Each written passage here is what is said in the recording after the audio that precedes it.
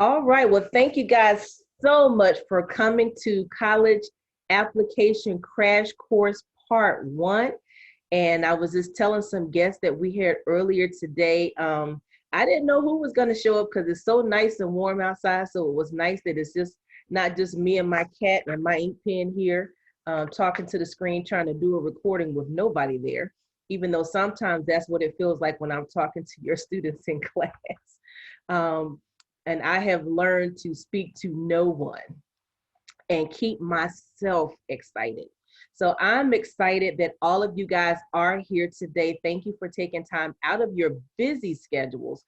And I've been so excited again about this evening because I've been working with your juniors since December. So we've had a course called the Senior Year Prep Course for Juniors, and we've had it pretty much every week. And we have a consistent about 15 or 20 students that come every single week. And then some of you guys also participated in our first gen workshop series. So I hope you guys enjoyed that. And so we wanted to make sure that we had this before you guys left, but before you totally checked out, because most of the kids are just totally checked out at this point. And I'm checked out too, to be honest. So we wanted to go ahead and get that information. So some of you, I know most of you on here, if not all of you, but just in case this is your first time meeting me, my name is Nicole Mitchell. I'm the college and career counselor here at Norristown Area High School. I've been at Norristown Area High School since 2004. And then 6 years before that, I was in the Allentown School District. So I served most of those years as a school counselor. I also do some college consulting on the side, actually before I started doing this job. So that made it that much more exciting, that the opportunity to be the college and career counselor at the school opened up. And during the quarantine, I have spent countless hours sitting on webinars, reading articles, sitting on trainings, just so that we can make sure that we have the top trending topics for you guys and can get the most current information for you. So thank you again for coming here. I see Ms. McGowan popped in. Hey, Ms. McGowan. And so what I want to do very quickly is if you guys can drop in the chat how you are feeling right now about the college planning process. How are you feeling? Drop it in the chat for me. I usually ask where people are coming from, but everybody's pretty much coming from Norristown. And if all of you guys can make sure that you mute your lines too, that would be great. So if you guys can drop in the chat, some of y'all older folks, if you don't know what a chat button is, go to the bottom of the screen. And when you move your cursor, you'll see something that says chat. So students and parents. All right, so I see a positive. I feel much better informed than I was 1 year ago. Yep. Trying to find the time to put the needed time into the process. Absolutely. And you'll find, Chris, that it's not even about finding the time, it's about making it at this point, just with anything that we do. So I'm looking forward to all the information you have to share. I need this to be a smooth transition. Absolutely excited. Okay, Najee, she's excited. I don't know too many juniors that are excited right now. You're excited to leave, right? So I think that your juniors are going to be very prepared next year because they have been sitting in these weekly sessions asking really good questions. And about 2 weeks ago, we actually had some seniors come in and do a workshop, and the workshop was called Ask an Old Head, Ask an Old Head. And they came in and gave their best advice about going through the college planning process. All right, so what I'm going to do is I'm going to share my screen, and the presentation this afternoon is gonna be about an hour, and then we'll have some time for questions and answers. All right, so I'm sure everyone can see the screen. So Ms. Avin, if you can see it, give me a thumbs up because you're the face that I see today. All right, so this is some information that you guys can take a picture of. And I'm also going to give you this recording and a copy of the handouts. And so again, if you just came on, we are recording this session. If you can keep your line on mute, but if you have any questions, you actually could unmute yourself because it's going to be a smaller group here. And you can also put your questions in the chat. All right. And so we have plenty of time at the end for questions and answers. I'll hang around for a long time. So you have my email address, my Instagram account. I'm on Instagram all the time. And so that's mainly where I put most of my information. So if you are on Instagram, or even if you're not, create an Instagram account. Even if you're not going to post, just snoop like you do on Facebook or wherever else you are. The Schoology account is the main account that students use to disseminate information at school and also to turn in assignments for their teachers.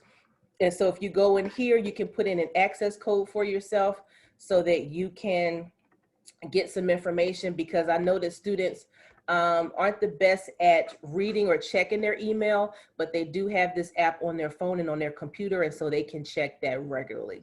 And then at the bottom here, we have college and career links. I'm not going to go through all of them tonight due to time, but there is a college and career website that has a lot of information on it. There's a YouTube page of any of the recordings that we've had from any of the programs since the quarantine started. And then I do have a scheduler where some of you have used. So if you need to make an appointment with me, you can literally just click on this link, and anything that needs to have some kind of a registration component to it will be right on this link.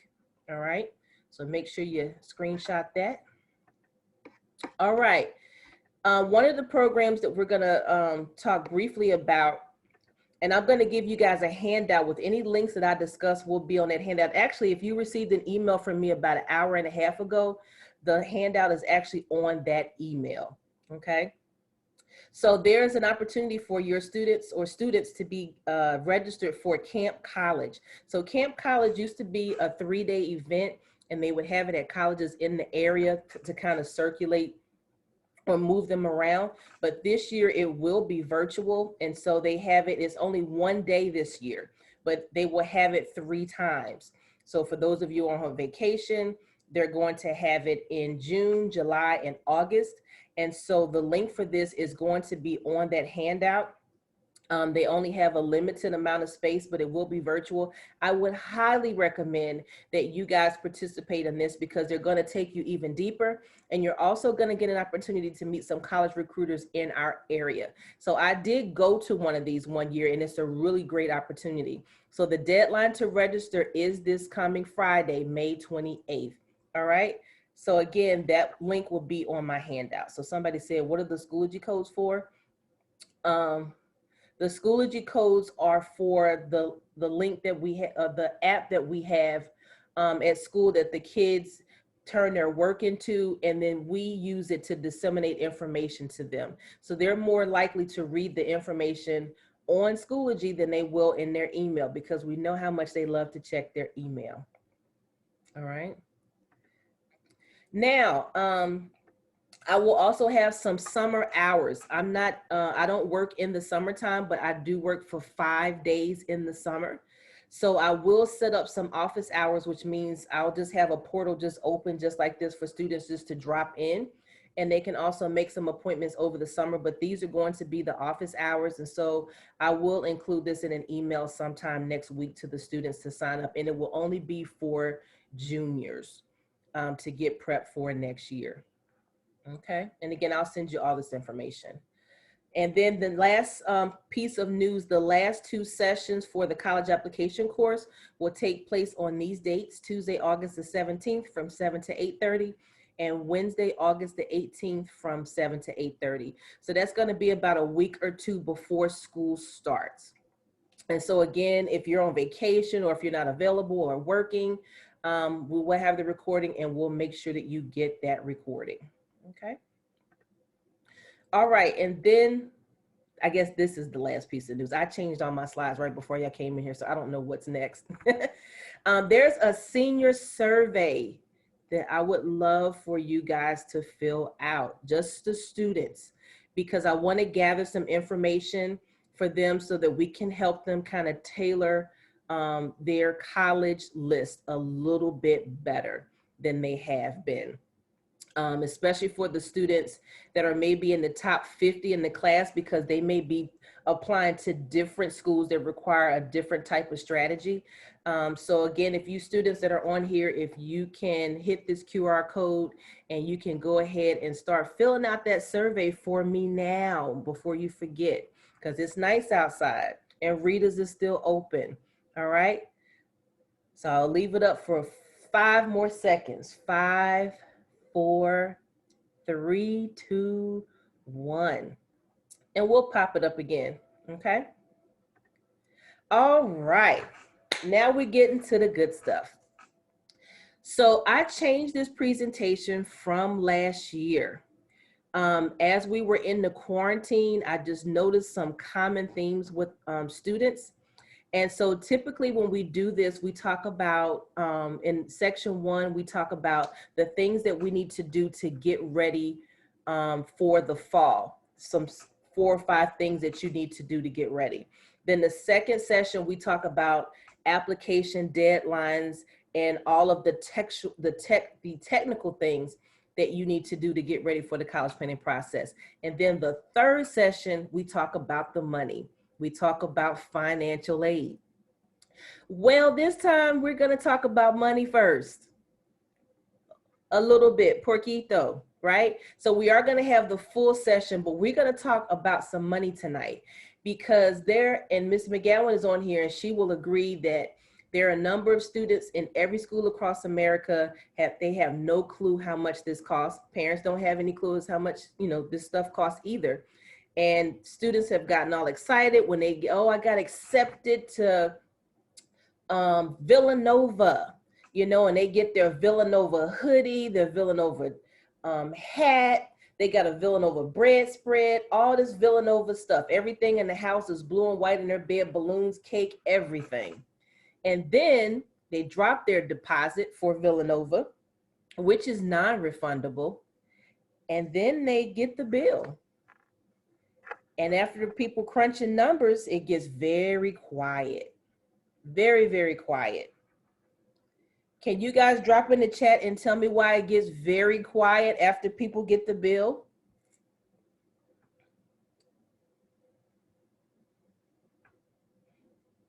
All right, so somebody said mom can't afford it. It's a lot of money.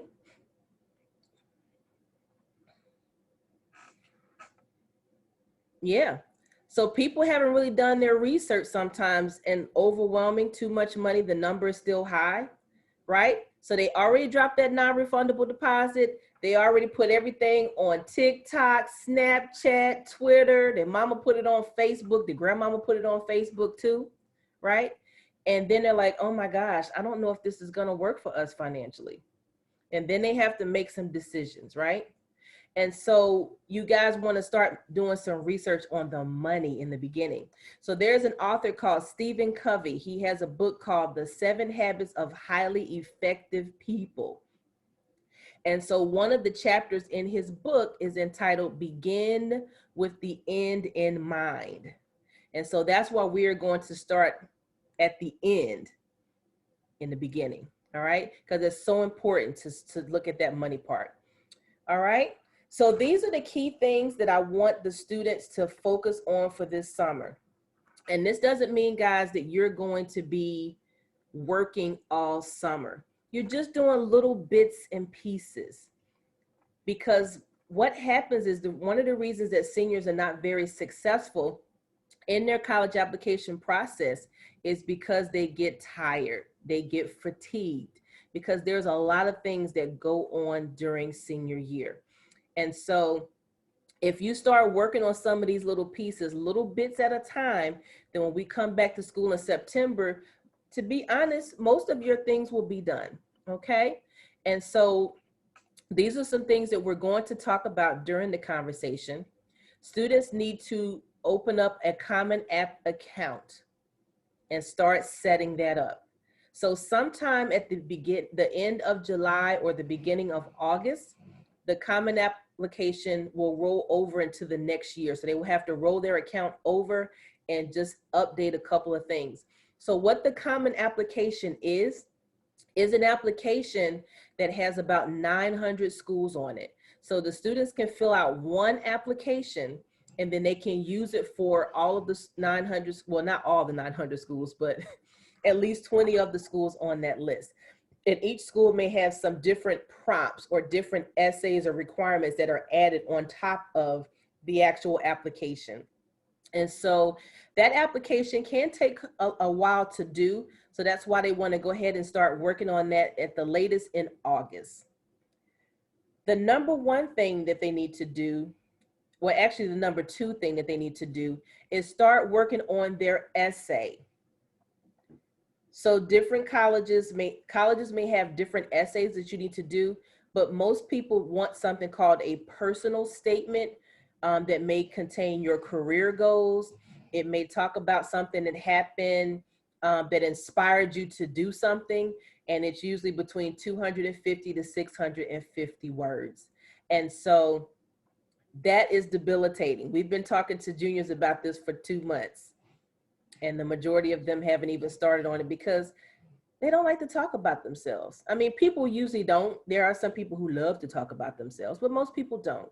So you want to work on that essay, and we'll talk about that a little bit more. You want to take an SAT or an ACT if you have not taken one. So actually the registration deadline for the last SAT for this year is tomorrow. I think tomorrow's the 26th. And so all of the locations in our area are pretty much filled up. There may be some random students that cancel their tests, but most of the locations are going to be out about 45 minutes to an hour for the June 5th test. So if you are going to sign up for that June 5th test, you want to, it's worth it to drive that 45 minutes to an hour if you can do that.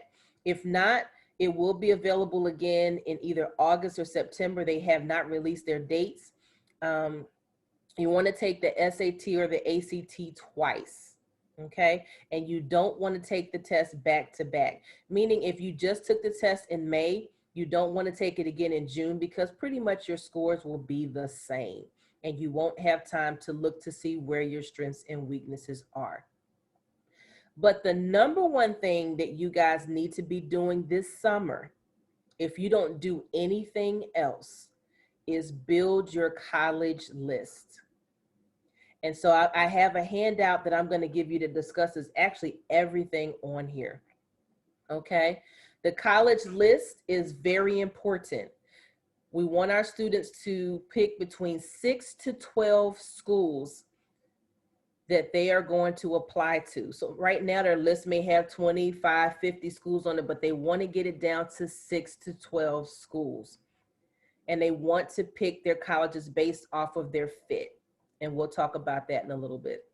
Okay, regarding the college list on Naviance, we can only see 5 colleges of the colleges that she entered, not the full list. Why is that? On College Board, we can see as many as we enter. I'm not quite sure. I need to check into that and find out because on Naviance, you should be able to have more than 5. So we can talk about that on the side because I don't have an answer for you. I'm just going to say something that sounds really good and I'm sure it's incorrect. Okay. So in order for them to build this college list, they need to start doing some campus tours, right? So whether they're physical or whether they're virtual. So there are some colleges that are open and they're ready for you guys to come with your mask and your hand sanitizer and your germs underneath your mask, right? Because they're thirsty. They haven't had students on their campuses in a long time. But many of them have those virtual tours, actually all of them do, and they're going to keep them because they've been noticing that they're getting students from places that they've never received students from before. So in order for you to even get a feel for if a college is a good feel for you, you have to visit. So I know you can't visit everywhere, but if there's some places that are local within an hour, 2 hours, you want to visit. You know, it's because it's just like when you meet a person. Sometimes you meet a person and you may talk for 10 minutes and you feel like you've known that person your whole life. They remind you of somebody. And then sometimes you meet somebody for 30 seconds and you don't want to talk to them for another 31 seconds, right? And so campuses are the same way. And then lastly, you guys want to review the net price calculator for all of your top choices. And so a net price calculator is something that the last administration, the Obama administration instituted for every college to have on their website. Sometimes it may be hard to find, so just Google net price calculator for X school and it will come up. And so that net price calculator will allow you to put in information that you would normally put into your FAFSA application or the free application for federal student aid to kind of see how much money you're eligible for in loans, grants, and scholarships from that particular school. It's not going to be an exact estimate, but it will kind of roughly give you an idea of how much money you're going to get in aid from the government. And from there, you can start to see, if you are able to afford to go to that school. Okay. So does anyone have any questions before I go on to the next thing? Any questions?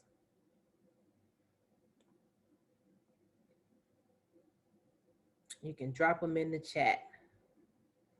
So I know it can be slow sometimes. So I'm going to go on to the next screen. Let me see it. Okay. All right. So I'm going to tell you something that people will never tell you. You do not need me to get into college. You really don't. You don't need me. You don't need a school counselor. You don't need a financial aid expert. You don't need a college consultant to get into college. There are a number of colleges that you guys can get into by yourself because we see students do it every day, every year. They've gotten in because of their grades and different things. So you don't need us for that. So I kind of want you to take a deep breath and sigh that these students really are bright and they do have some power here, okay? But this is what you need us for. So you guys all have an assigned school counselor who's going to help you guys get your applications processed and send out your transcripts and all these things, all right? Let me let somebody in very quickly. So this is what you need me for so that you don't get played, okay? That's what you need me for, because a lot of times what happens is, students get these letters, they get these warm vibes from people, people say things that sound good, and they get so engrossed in what's going on with the recruiter or the college, and they fall in love, and their eyes just kind of haze over, and parents' eyes do too. And so you guys have to remember that a college is pretty much a business. It's a business. And so they're in business to make money. And so I'll work with you guys on helping you and your counselors as well, deciding on what schools are an appropriate fit for you, okay? Helping guide you through the college maze, because there's so many different twists and turns, avoiding traps that you will fall into. And so one of the big traps is that colleges, once you get accepted, they'll send you this nice, beautiful letter. Sometimes it has some very colorful graphics that go with it. And then they'll say, hey, if you want to reserve your spot and get a priority dorm, you need to drop your deposit of $250 because we want to make sure you are in that dorm that you want to be in, right? So they give you a fear of loss, and you drop that $250 because you don't want to lose your spot. You don't want to be sleeping at the bus stop at the college. You don't know that you have until May 1st to drop that deposit. And you also don't know that as a freshman, they have to give you housing, okay? So you want to avoid those traps. If you need a sounding board to talk to me or talk to your counselor as far as, venting about some things that are going on. Sometimes we're referees because you guys are getting sick of each other, okay? So you can be a referee snitch buddy, and we can also crawl through financial aid packages, all right? All right. So what I want to do very quickly is to show you guys some resources that I have for you guys in the handout that I sent you in an email. And so the resources are, there's some websites that you can go to get some college planning resources, some college application sites, financial aid, videos, and summer programs. So let me come out of here. I'm gonna stop sharing my screen.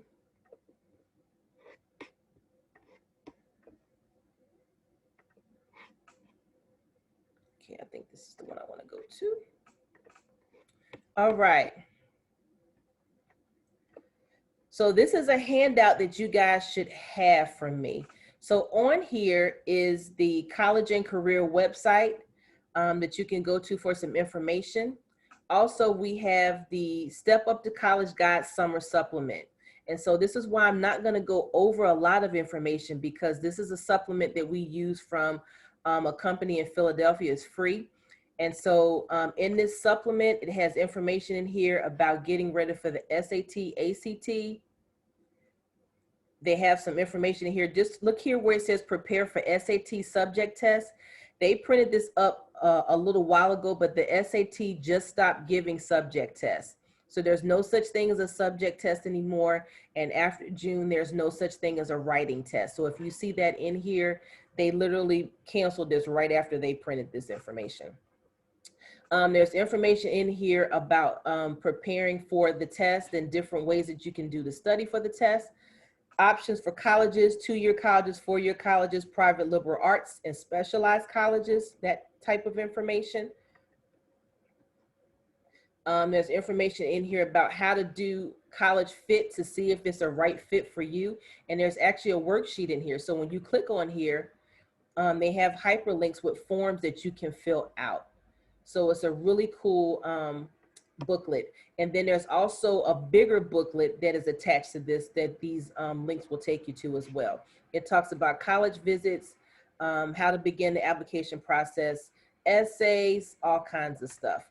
So this is a great handout. So if you want to just have something that's short and concise that gets you talking about what you need to do, this is it. And then there's some paying for college information there. So that's a great resource. Also, there's a website called fairtest.org. So fairtest.org is a test that has all of the colleges that are test optional. So you're going to hear that a lot of these colleges are going to be test optional now. And so if your students tell you, or students, if other students tell you not to take the SAT because you don't need it, that's not true. Because you really don't know which schools are going to be test optional or not. We won't find that out until at the end of the summer, but a lot of them are still test optional. But some of these schools that are test optional, in order for you to get scholarships from their school, sometimes they want those scores, or if you're trying to go into a more challenging program at that school, they may require test scores. So these colleges are in here by alphabetical order, but you can change them to state. And scroll down for, I know I'm scrolling fast because I'm looking for Pennsylvania. So you can look at all the test optional schools. So some of you who aren't good test takers, you might just want to look for test optional schools. And when you go on their websites, you want to look for test optional schools that have been optional for a while, not just this past year. Okay, so that's a great resource for you too. So that is for test optional colleges. There's a site called College Scorecard. This particular site you can use to do some research, you know, searching schools, searching fields of study. And actually for those of you who like to deal with a lot of data and finding information about transfer rates, how many students transfer from that school, how many people return to that school, how many of the professors stay. Those of you who want all that kind of information, you can do some deep dives there. And I see some questions in the chat. Okay, can the student pick up that booklet? No, it's gonna be, it's on your handout. So they don't have any physical ones this year because of COVID. So you can just use that handout. Okay, and then it says, should you put your best SAT score on the Common App? That is a great question. And I'm glad that you asked that. So normally what we do is when students take their when students take their SAT, we ask them to send the scores to the schools that they want to go to, and then we also get the scores and put the scores on their transcripts. This year and next year, we are not going to put their scores on the transcript, okay? And the reason being is because a lot of these schools will still be test optional. So I would suggest to the students that you guys reach out to us with your scores and the schools that you are applying to, so we can kind of cross-check to make sure that the score that you are submitting is going to show you, show you in the best light. So please, when you sign up for your SATs and they give you an opportunity to send scores, don't send scores anywhere, okay? Just talk to us first.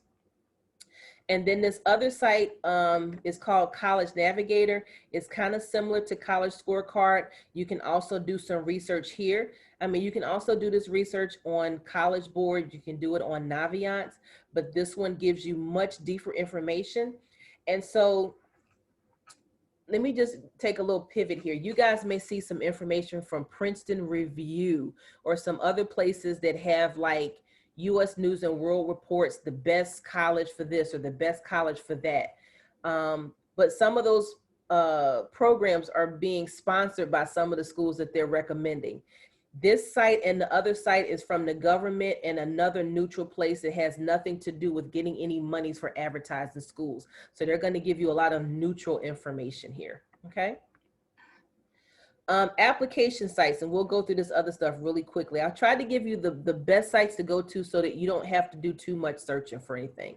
We already talked about the Common Application. It's the main application site that students will use. It has 900 colleges there. You fill out one application and you can send it to up to 20 schools. The Common Black College Application. This is for students who are applying to historically Black colleges and universities. You pay $20 and you can send it to all 61 schools on the list. This is Coalition for College Access. This is a newer website. It has about 90 to 100 and some odd schools on that particular site. So you guys can dig through there and see which ones you want to use, or you can use all three of them.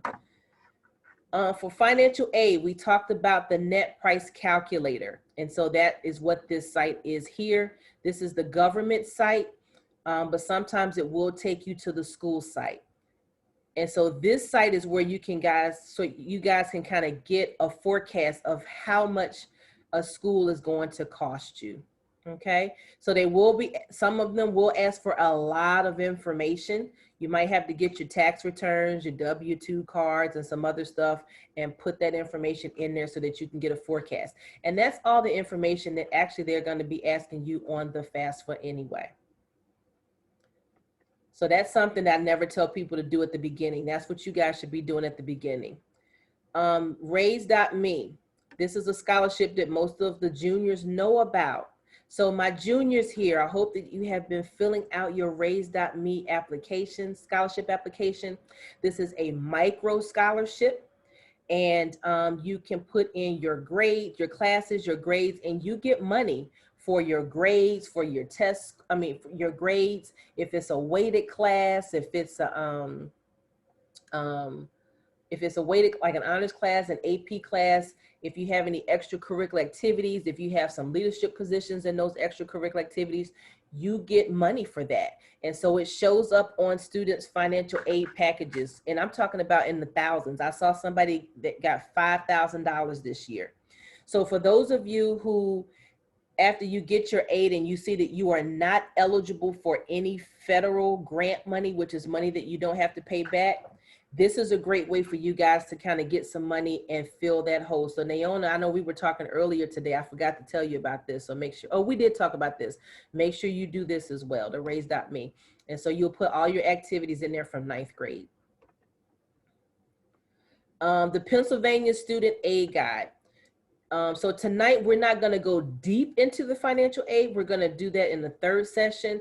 But this booklet right here will tell you everything that you need to know about financial aid in Pennsylvania and the federal aid.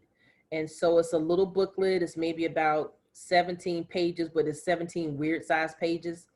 Some of it's a table of contents. And so it's going to give you a lot of information. So things that I may skip over tonight, this will break it all the way down for you. This is a great handout, very user-friendly.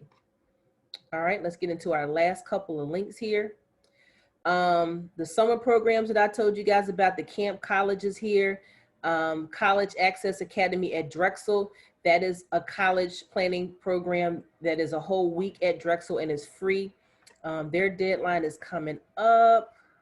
When is their deadline? The deadline is, I can't remember, but the deadline is soon. So check out these two resources and see which one is the best fit for you. And lastly, there are two videos in here. I just watched these videos the other day. These are really good videos for you guys. So one is what college admissions looks like in 2021. So it is a panel discussion with this guy called Ethan Sawyer. He is an essay specialist, and 3 college admissions officers who are just talking about, you know, what students should, parents and students, tips that they have to get ready for college, and how to develop a balanced college list with Edward Fisk. So Edward Fisk is this really seasoned guy who wrote this book called Fisk Guide to Colleges. And so you're gonna see a lot of different guides for colleges that put people in number order and all these different things. He put these schools on the list based off of surveys that he gave to students to give them information about the colleges, okay? So these are 2 really good videos. They are both about 45 minutes to an hour, but they are very engaging and very interesting. So I would highly recommend that you watch those videos. I just watched them the other day. Okay, so do you guys have any questions? Any questions so far? I see 2 things in the chat. What is the fee waiver code that we put on the Common App? And this is for NAHS, fee waiver code that we will need when we open up the Common App. Great question. So when you guys are filling out the Common App, there is no fee waiver code in there. Just fill it out, and eventually the students are going to connect it to their Naviance account, which we will show them how to do that later. And we will release the fee waiver on our end for the students in there. So you don't have to worry about the fee waiver code. So guys, do not pay any application fees, because everyone at Norristown High School gets a fee waiver for the SAT and the ACT, which will also give you a waiver for pretty much all of your application fees, except for the HBCUs, the historically Black colleges and universities. They don't take fee waivers, but if you fill out that application page that they have, you're only paying $20 and it'll pay for all of them. But some of them randomly, especially at the beginning of the year, will have some fee waiver codes on there for you. Okay. Great question. Anyone else? Any questions?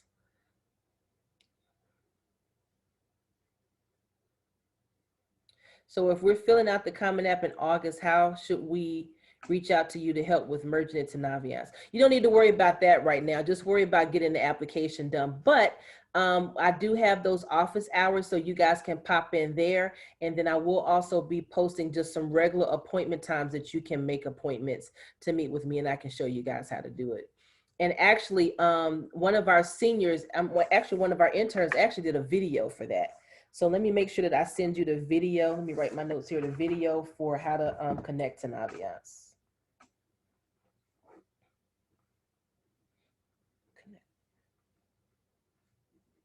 Okay, the fee waiver for the test. So if you need a fee waiver for the test, you can either email me or email your student's counselor, and we can get you that fee waiver code and send that to you and some directions. Okay. All right, I see time is ticking so fast. So let me go ahead and get back in here. I didn't even get through most of the presentation. All right, so we're gonna talk about money matters. Money matters. So when you guys are applying for aid, for the federal application, free application for federal student aid, there are 4 types of aid that you will get from the government, okay? So you could be eligible for a Pell Grant. I forgot who Pell is, but basically it's a grant, which means you don't have to give that money back, Okay, so students that are eligible can get up to $6,300 in grants towards their college tuition. And all of this information may be in that booklet, but if it's not, there's another place that I can send it to you from. Students can also be eligible for the SEOG grant. That's the Supplemental Educational Opportunity Grant. That is up to $4,000. That grant is given to students that have a high need based off of their FAFSA application. The most that I've seen a student get is $2,000. Typically, if any of our students get it, it's usually about $1,000 to $2,000, but usually $1,000 for the year. Then you're also eligible to apply to a Pennsylvania state grant. And so when you get the state grant, anytime you see the word grant or scholarship, that's a good word because it means it's money you don't have to pay back. We like that, right? So the money is split up into tiers, meaning that however much the school costs, it's in 3 different tiers. So if it's a community college or a trade school or a public or state college, and that tuition is probably between $0 and $19,000, then you will get up to $2,400 if you're eligible for the grant. If you go to a state affiliated college, and again, all of these terms are in that booklet that I gave you guys on the handout. A state affiliated college means that it gets some money from the state, but it is kind of private. So state affiliated colleges, there are 4 of them in Pennsylvania. So they are University of Pittsburgh, Lincoln University, Temple University, and Penn State. Okay, so those are the 4 state affiliated colleges. Your public schools are going to be like Kutztown, East Stroudsburg, Millersville, Cheney University, Edinburgh, Mansfield, IUP, Shippensburg, all those schools. And then they have your private schools.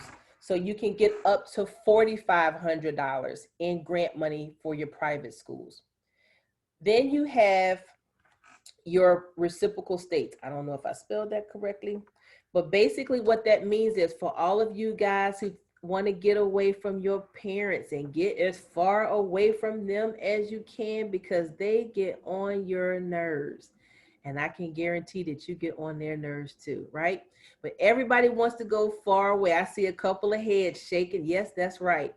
So before you guys start packing up your stuff and pulling out your passports and all that kind of stuff, please note that when you go out of state, you don't get any of that money, that state money. And it's only 5 states that are connected to our state grant program that will give you some money, which is Delaware, DC, Massachusetts, Ohio, West Virginia, and Vermont. And you are only going to get $578. So I'm not telling you to go out of state. I'm just saying be informed. So before you get all excited and gas up your car, you might not be going anywhere but around the corner, all right? Then the last amount of money that you can be eligible for from the government is your federal Stafford loans. And so students, you will be eligible potentially for $5,500 in loans for your first year, $6,500 for your second year, $7,500 for your third year, and $7,500 for your fourth year, okay? And then sometimes you will see something on your financial aid award letter that says Parent Plus Loan. And so that Parent Plus Loan is a loan that the parent has to take out, and it will cover what's called the gap. And we're going to talk about the gap next, okay? So everyone is not eligible for this money. This number is based off of something called an EFC number or an expected family contribution number, which when you get that booklet, it will go into more detail for you. But basically, when you get an expected or EFC number, it's saying that that is the amount of money that the school is saying that you can afford to spend towards your child's education. But it doesn't mean that's how much it costs. So all of these numbers are based this year off of a student that has an EFC number of 5711, okay? So when you read that booklet, it'll give you a little bit more detail. So I know I just told you guys a lot, So does anyone have any questions about this part? Because I'm going to talk to you about the gap next. All right, well, let's keep going. How do we go? Okay. All right, so how is your gap determined? So your gap is determined by the cost of attendance, that means your tuition, room, board, and fees, minus the school aid that you receive, which is grants, loans, and scholarships from the school. So that will equal your gap. Your gap is how much you have to pay in cash, loans, and outside scholarships. So that is what is left, okay? Now, I don't want y'all to faint. So if you are a person that faints, just sit down somewhere. If you got some smelling salts that you need, pull those out. Drink some water. This is the hard conversation that students and parents need to have with each other. You need to have some conversations about money. Most of the time you guys say that it's none of your business. You're not sharing information about money, and I totally get it. I've raised children. You know, nobody wants to talk about that. I don't even want to tell my boyfriend how much money I make because it's none of his business, right? But you guys have to talk about it because that tuition has to get paid. So someone put in the chat, is EFC 5711 considered average, low, or high? So I'm sorry, that's a great question too. So if you have an EFC between 0 and 5711, that means that you're going to get the maximum amount of the grants on your financial aid. Once the number continues to go up, it's going to start chipping down on money that you receive. Once you go past 5711, and don't worry about the 5. In fact, when you guys do your net price calculator, some of them will give you these EFC numbers. Once you go past 5711, you will not get the federal grant of $6,500. That's off the table, okay? So these are the numbers that you need to crunch. Parents, if you are not ready to start talking about how much money you make and how much money you have saved towards school, because students, I'm going to be honest with you, most of your parents don't have anything saved towards school or very little. And I'm not like a magician or anything like that. That's just kind of how it is these days. So it's not all glamorous like it is when you guys watch these movies and they're like, Mom, I'm going to go to this college. I got into such and such and such, and people are going to write this big old check. College is super duper expensive now, and it's way more expensive than the cost of living. So when you guys get your financial aid packages back from the schools, most of you will have some type of a gap in your financial aid package. So this is the conversation that you want to have. And this is a new slide. So if this is confusing after we do it, please tell me. I just put this together today. If you have a gap of $20,000 on your financial aid account, I saw a number of those this year. That means that you owe $20,000 after all of the grants and loans and all of that stuff. You got to come up with $20,000 to pay for 1 year of school. So I see some of y'all taking the Rolaids out of the, walking to the bathroom and getting the Rolaids out the cabinet and just eating about 20 of them right now, okay? $20,000 is $10,000 a semester. So when you pay your bill, you either pay semester 1 and semester 2, or you can do what's called a payment plan, which I didn't even write payment plan on there. So that's why I need to fix that. So a payment plan is a $35 fee in most cases. You pay a deposit and then you split that semester into 4 to 5 payments for the semester. So let's just say that you are going to do a payment plan and you're going to put down a deposit of $1,000 for the first semester. That means your payment is $2,200 a month for 5 payments. So that either you need to come up with cash, you need to come up with loans, or you need to fill out these scholarship applications, my students, okay? $15,000, that's $7,500 per semester, which means if you do the payment plan per semester and you put down a $1,000 deposit, that's going to break your payments down to $1,300 per month. If you have a little bit more to put down, you do.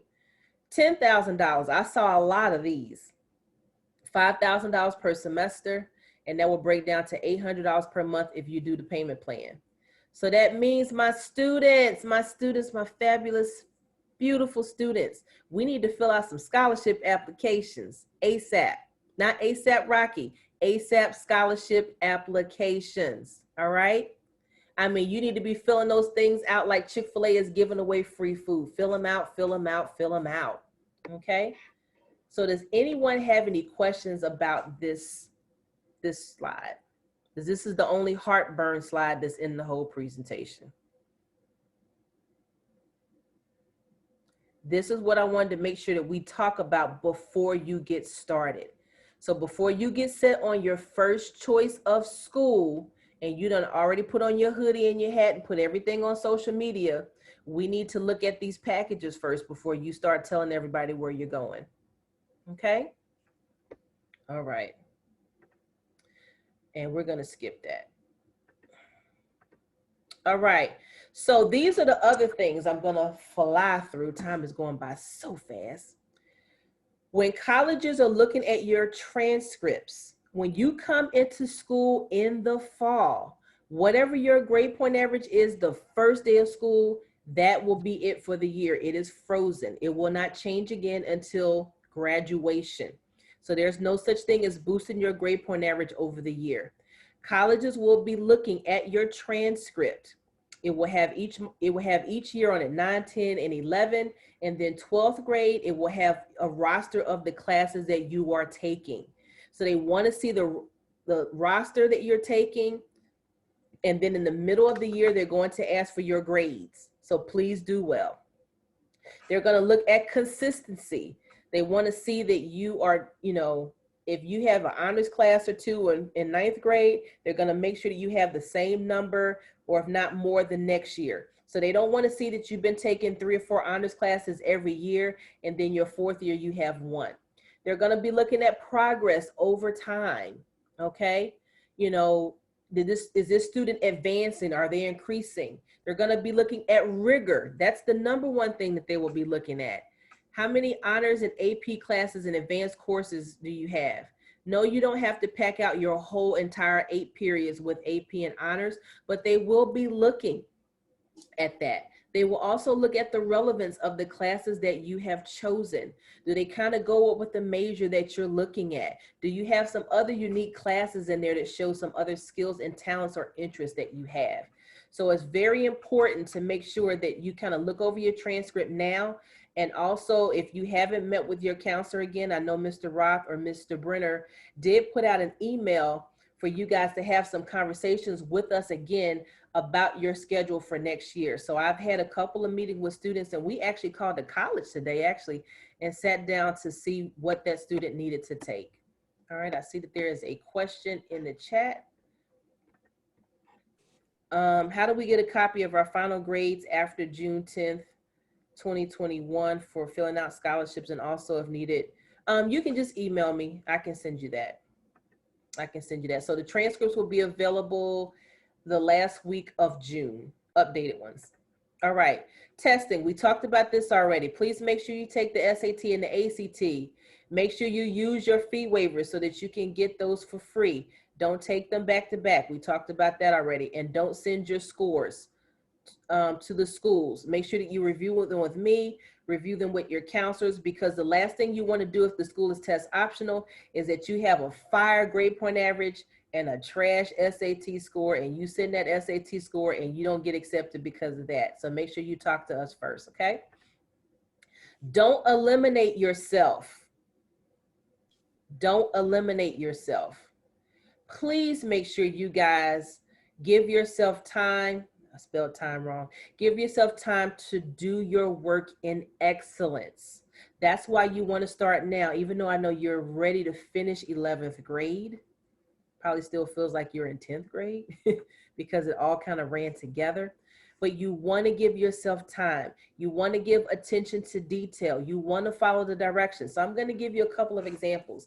There were a couple of scholarships this year where organizations asked the students to fill out the applications, me to collect the applications, and then from, let's say, 10 applications, pick 3 or 4 students to send to them. or they just ask me to collect them all and send them all. So I'm sitting there going through these applications, and I didn't even need to eliminate students for one of them because they eliminated themselves. One person for the essay put down 3 sentences. One person, they didn't do a resume, like a traditional resume. They kind of jam stuff together. Some of them you can just tell they just did it just to say they did it. And some people didn't give all the items. So one was, I collected 10 applications.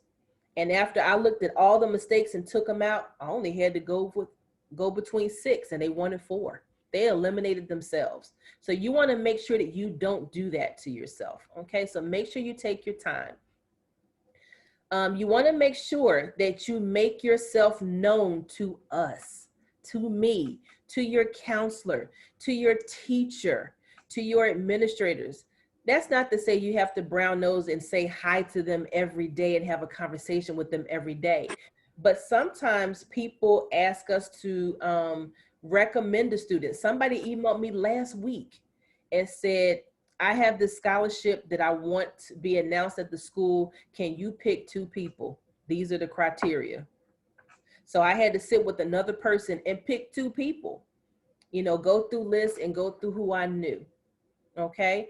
You want to make sure you check your email. There are so many important things in your email. Okay. And you want to make sure you maintain consistent contact with your counselor or the school office. You want to keep your counselor in the loop to what you are doing. Okay. All right. So the grades we can see in home access are not the grades we will be using for the scholarships and the Common App. We need to get the final. Yeah, the final grades, you can get those at the end of June. All right, College Fit. We're going to fly through this. And again, it's in that handout that I gave you guys. So what are the schools on your college list and why? So my students, can you guys do me a favor? Can you drop in the chat some schools that you're looking at so far? No judgment. I'm not going to throw any shade. I promise. Drop some names of schools in the chat that you're just looking at so far, just checking out. All right, so we have Jefferson, Howard, Allegheny, Arcadia, Westchester, Morgan. Anywhere else? Millersville, Mansfield, Villanova, Scranton. Okay. Make sure everybody can mute themselves, please. Any other schools that you guys are looking at? Immaculata. Okay. All right. So, okay, we are seeing Westchester, Immaculata, Thomas Jefferson, Cabrini, Berkeley, North Carolina A&T. All right. All right. So these are some reasons that a school should be on your list, because your grades in GPA are in the range of the last year's class, right? So you want them to be close. They have your major, the area that you want to study. Can't tell you how many people pick these schools and don't even know if they have their major. Now, I know some of you might not know your major, right? And you're going to be, you know, undecided, and that's okay. But try to find something that is very strong and maybe your favorite subject or 2. Okay, you've either been to visit, done a virtual tour, or had a number of touches with a rep or an admissions officer. The campus and class sizes are a fit. The clubs and organizations are a fit. When you visited the campus, it just felt right to you, and you liked the town and city around the campus. So those are really good reasons that you should be picking a school, right? Now, wait a minute, where's my other slide? It's missing. I had a funny slide about why you should not pick a school, and it's not on here. So I'll try to pull from my memory, because y'all know I'm old, okay? So you should not pick a school because your friends go there. You should not pick a school because they have lit parties, right? So of course you do want to have fun, but that should not be the reason that you are picking that school. Please don't pick a school because your boo goes there. Because I'm going to tell you right now, there is a huge possibility that y'all might break up. And who wants to see somebody for 4 years that they don't like, right? So you want to make sure that you are, not picking these schools just because somebody told you it was a great school, or that one of your teachers that went there 20 years ago, you want to visit and you want to get that feel for that school. All right. The last thing that you want to do as far as picking schools, you guys need to calm down. I keep seeing these articles about students that are applying to 25, 50, 100 schools. You are doing the most. Please don't do that. You can do it if you want to, but remember what I said at the very beginning is that students aren't successful because of fatigue, because they get tired. So again, we want you to focus on 6 to 12 schools, right? And then the rest of that energy that you would have used on the 25 or 50 applications, you're going to use to have attention to detail, right? And to also perfect your essay and use that other time to focus on scholarship applications, okay? So when you create your college lists, you want to look for 1 to 2 reach schools. Those are your top choices, but less likely to be accepted, okay? But you're kind of close. 2 to 4 target schools. The schools match your needs, wishes, and you will be happy to attend. So what I am saying to you also, do not put a school on your list that you would not attend. Because again, when we go back to that screen that your parents started taking all the Rolaids and sitting down and fanning because they were about to pass out. If you look at your top choice, your second choice, and the budget is not right, you're going to have to start going down the list. So don't put any schools on your list that you don't want to go to, because then it's not going to be a happy time this time next year. Okay. And then you want to pick 1 to 3 safety schools. Those are schools that you have a little chance of rejection. And because of your financial aid and being creative with that, you want to put a mix of state, private, and community college in there. You want to pick 2 schools that you can commute to as well. Because if you get that gap that is $15,000 or $10,000, if you take out the room and board, then you can commute there, because room and board is going to cost you between $13,000 and $20,000. On average, room and board is about $13,000 to $15,000. So that'll take your gap out right there if you just put a couple of colleges that you can commute to. So I know you guys want to stay on campus, but sometimes you got to do what you got to do. All right. So these are just some examples of prices, and we're almost done, and then we can do our questions.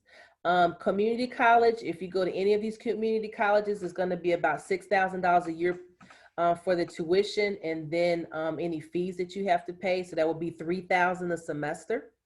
Any trade or technical schools, they vary, it could be $13,000 per year. Most of them don't have housing, some of them do. If you're going to go to a public or state college, the average GPA range, and I need to change this, is a 2.3. Preferably 2.8 and up. The average for tuition, room and board is going to be $23,000 at most of these schools. Some of them may be 25 now. Your state related schools, these are the GPA ranges that they're looking for in general, but of course everybody wants you to be higher. Your tuition, room and board is going to be somewhere between $25,000 and $35,000.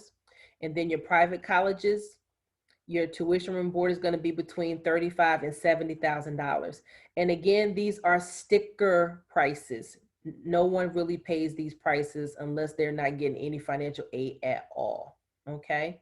So don't look at any of these schools and say that they're too expensive and take them off the list, because the schools that are private, they give out more financial aid. They give out more scholarships. So if it's a school that's a great fit, then leave it on the list. It's a sticker price. And then lastly, some of you guys are playing sports in college, Division I or Division II. You need a minimum of a 2.3 grade point average to be able to practice Division I and Division II. And it's not 2.3 on our transcript. They are going to take your transcript and reconvert it on their scale. And they're going to take out all of your electives. So they're only going to look at core classes and they're going to look at world language classes. So just make sure that you get that average up as high as you can this year. And you also want to do your NCAA application. I don't think that's on that link, but it is in the booklet. The link is there. And there's a $75 fee, but we can give you a fee waiver for that. So you don't need to pay for that either. Okay. So you want to make sure that you do that. Okay. And then lastly, these are just some general deadlines, and we'll go over these more so in the fall, but these are also in that booklet. The FAFSA application opens up in October. The state grant application opens up in October as well. There are a couple of deadlines that students look at. Of course, you have your regular deadline that has a date of January 1st, January 15th, February 1st on it. But a lot of people now are doing these early action deadlines or early decision deadlines.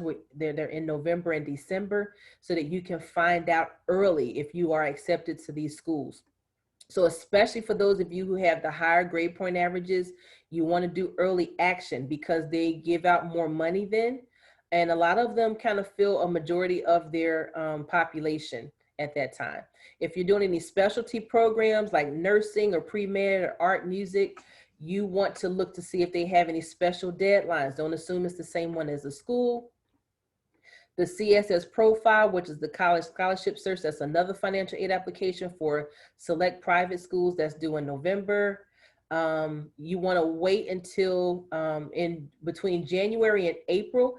That's when most of your financial aid letters come out. So the reason why I have that bolded is because they're going to flow between January and April. Don't think that someone is late because they're sending it in March or April. That's usually when they send them anyway. Wait until you get all of your letters back before you drop a deposit. But we'll talk about this in more detail in the second and third session. Okay. But the key is to do your application, your financial aid application early. Okay. And then again, lastly, you guys have until May 1st to make a decision. That is a global or a national deadline, May 1st, to make your decisions for colleges. Okay. So seniors, if you just popped on, there's a senior survey that I need you guys to fill out. You can scan this QR code, or you can go to this link that will help me help you better next year. So I'm going to stop sharing my screen in a second. So just make sure that you capture this very quickly, and then we can do questions and answers.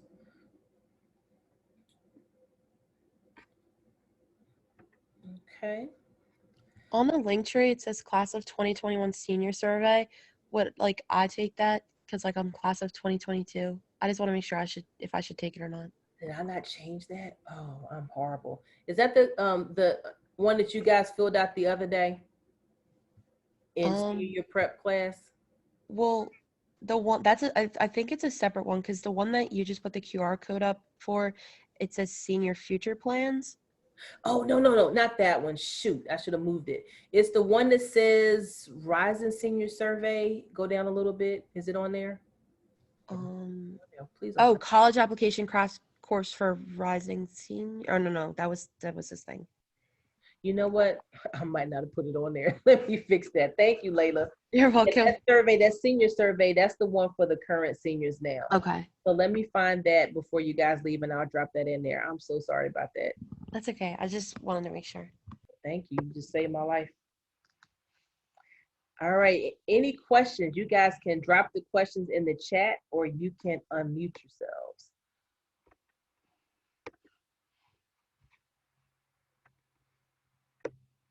So it's a survey for rising juniors. Yep. Let me, while you guys are asking me the questions, let me find the correct survey, okay?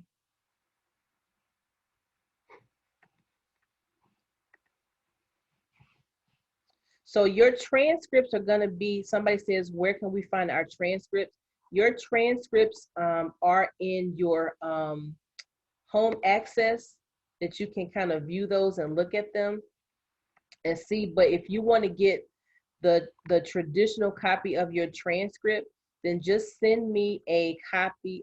Just send me an email and I will get that for you. So let me get this here for you.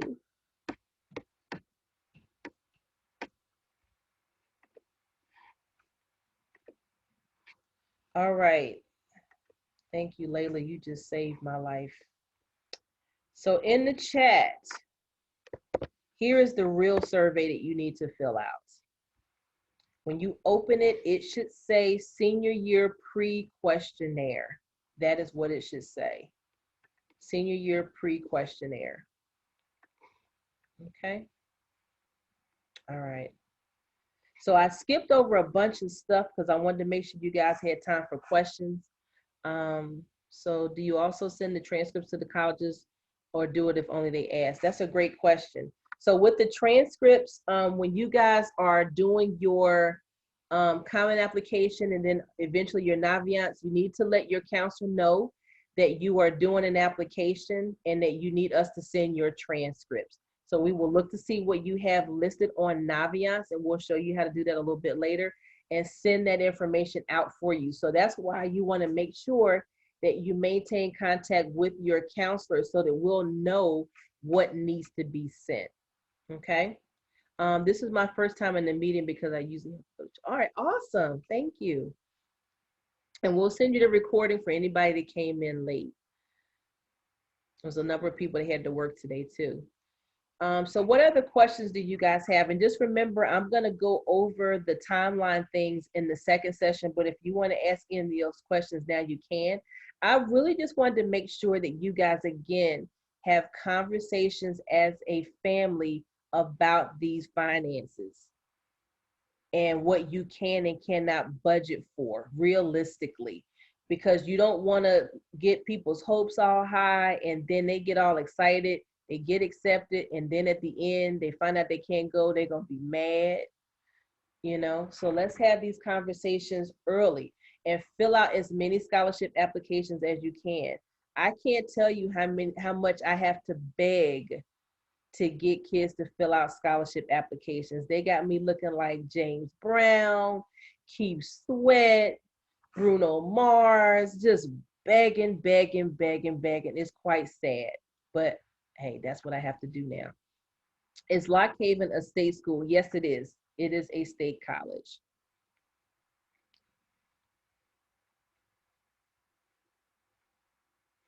Okay, any other questions? You can unmute yourself or you can drop the questions in the chat.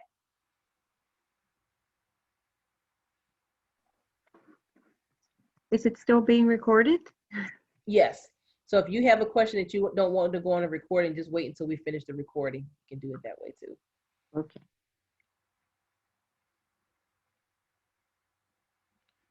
And I think I just said something about students. Just make sure that you check in with your counselor or look at the classes that you selected for next year just to make sure that they match with what you want. You guys want to make sure you reach out to some of the recruiters at some of these top choices, because I will give you some tea. They are thirsty because a lot of the schools did not meet their quotas this year because of COVID. And truth be told, each year the numbers have been going down at certain schools every year. And so this is the time you really want to take advantage of that.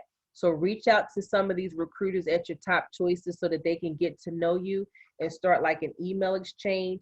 If they're having some kind of virtual tour, some kind of virtual presentation, a college tour, make sure that you check in, because every time you check in, they're recording your interaction and your engagement with them. That kind of increases your chances at some of these schools of getting in, because you're just not some random person that shows up and sends an application. They see that you visited them different times. We're going to have recruiters come into our school physically and virtually. Something new this year, they just got me a 65-inch flat screen in the College and Career Center. No, we're not having Super Bowl parties. Yes, we're having a Super Bowl party. No, we're not having a Super Bowl party. But if any recruiter wants to come from Florida, from California, from Ireland, and they normally don't come to see us, they can come visit us virtually. Or if there's a college that has an event on that's virtually, and I want to get a group of you guys to come down in the office, we can sit and watch it, or we can watch some videos of some things that I want to talk to you guys about. So they have given a great investment in that office. It's a camera and everything in there. It's hooked up. And that's for you guys, because We want you guys to stop applying to the same 20 schools that you apply to all the time. Expand your reach. Expand, the number of colleges that you're looking at. There are more than those 20 schools out there. Okay. And also, some of you guys, college might not be the route for you. I'm just going to be honest. It's not for everybody. Everybody has different paths in life. Some of us are going to work right after high school. Some of us are going to take a year off. Some of us are going to get a one-year certificate. Some of us are going to go to a trade and technical school. Some of us are going to go to a 2-year college, and some of us are going to go to a 4-year college. You need to look at where your talents lie, because there are a lot of schools. I know you guys have heard about that $1.7 trillion in student debt that the country is in. And they're saying that affects about 44 million people. And so you guys heard some things on the news where they were talking about either forgiving student loans up to $50,000 or forgiving student loans up to $10,000, which I just heard today that none of those are going to happen. But most of those students only owe about $10,000 compared to the other students that might owe 40 or 50. But a lot of those students that only owe $10,000 are students that went to college for a year or two and realized that it just wasn't for them, but they're still stuck paying those student loans back. And so there are a lot of us parents and adults that are pushing students to go to a 4-year college, and that's not their path in life. So you really want to see what their path is. Their path may require a 2-year certificate or a 2-year degree, and they're going to make way more money than all of us on the line combined, right? And so you want to start having those conversations too, to see exactly where they should be going, 4-year, 2-year, or 1-year program, okay? Any other questions? Because we're done, so I'm just answering questions. Studying for 2 AP exams. After that, when school ends, she would do her essay, letters of recommendations, and find a teacher. Okay. That's awesome. Yep. So that's a great comment in the chat. Just make sure, again, that you set up these college visits over the summer, even if it's a college that's nearby. Just go over just so you can do a practice run to see how you should handle yourself. And again, in that handout that is on that page that I sent you, there is a section in there on what to ask during a college visit. Okay, so you want to ask, questions, and you want to talk to students that are on campus as well. So if you pass some random students, ask them questions, because they're used to people asking them questions. The tour guides are professionals. I was a tour guide when I was in college. So they told me what to say to make parents happy, what to say to make students happy, how to walk backwards, how they do on the tours. You want to talk to students and ask them, because I went on a tour one time and I asked the student, what do you think about the school? And they said, this school sucks, but I'm stuck here. So I asked a lot of questions. So ask people questions. When should we ask our teachers for recommendation letters? That's a great question. If you want to ask them now, you can. Just email them and ask them, if they can just kind of think about it over the summer, or email them over the summer. We're randomly checking our email. That's the best time. They have more time to put together a quality recommendation for you. There's something called a brag sheet that I need to give you guys. It'll kind of jog their memory and give them some more information about you so that they can write something quality. But you want to make sure that you give your teachers at least 2 to 3 weeks to turn around a recommendation letter for you.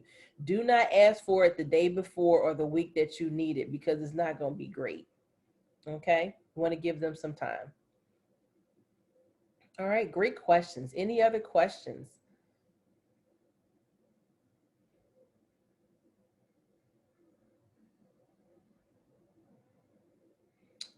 Do the recommendations get submitted directly to the school, or how is it submitted? Another great question. So sometimes the teachers will give you guys the recommendations, but most of the time they will give them to us. They will put them on Naviance so that we can send them out for you. Okay. And so if they do it that way, sometimes they might not give you a copy of it. Okay.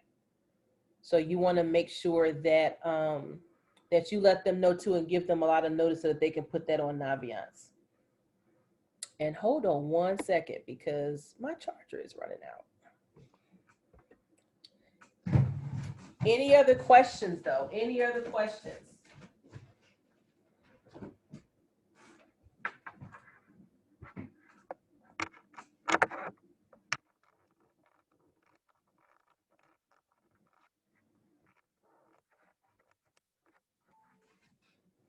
All right, I have some juice now. All right, do the recommendations get submitted? Oh yeah, somebody already asked that. So any other questions? Because again, we're done. I didn't want to hold you guys hostage. I like to tell people that we have more time than we need, so nobody complains about getting out early. Should I wait until senior year to get my recommendations from teachers? You can ask them now if you like. You can ask them and see what they say, or definitely email them over the summer. Just try to avoid asking them for those letters the first 3 weeks of school because it's always crazy. Okay. How many recommendation letters should we have? That's a great question. All these great questions. So you should ask 3 to 4 teachers for your letters. You're normally only going to need 2 or 3, but ask 3 or 4 teachers. So you don't want to ask your senior year teacher unless you have had them for another class because they don't know you that well. You want to ask someone who knows you well, that knows your work well, that can say more than you're a nice student. You want to pick somebody who, you know, you've had maybe once or twice that you've had really great interactions in class. Maybe a teacher that maybe you weren't doing so well at the beginning of their class, and then towards the middle, towards the end, you start to do much better. So you want to pick people like that. You can pick some coaches. I know during COVID, some of them are being a little bit more lenient because they know that your teachers don't know you as well because of the computer screens. You know, they may even allow you to put some in there from your employers or someone that you do volunteer work with. And also, this is something that we'll talk about in the next session, but the Common App also allows you guys to put down information for those of you who don't have a lot of extracurricular activities because you either have to babysit or pick up your siblings after school, and so you're with them a lot, or you have to work a lot. So there is a spot on there that you can write in detail about that, because before that worked against you guys because it looked like you weren't trying to engage in school, but they realized that students are coming from all different types of backgrounds and family situations, and a lot of you guys do have to work or pick up your siblings from school. I used to have to pick up my little sister from school. So they get that now. Can we use recommendations from any teacher from any school year? You can, but if you're going to use somebody from 9th to 10th grade, and it should be somebody that has had you twice. Okay, and also you want to pick something, if you already know what your major is, try to find somebody that's in that subject area. Okay. Any last questions? Because we're almost at time.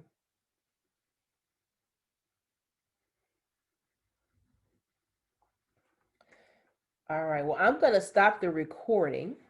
So if there's anyone, let me just give my little spiel. So thank you guys for watching this video and coming to the workshop. And please look in the email or our YouTube page for all of our other videos. And let me stop the recording.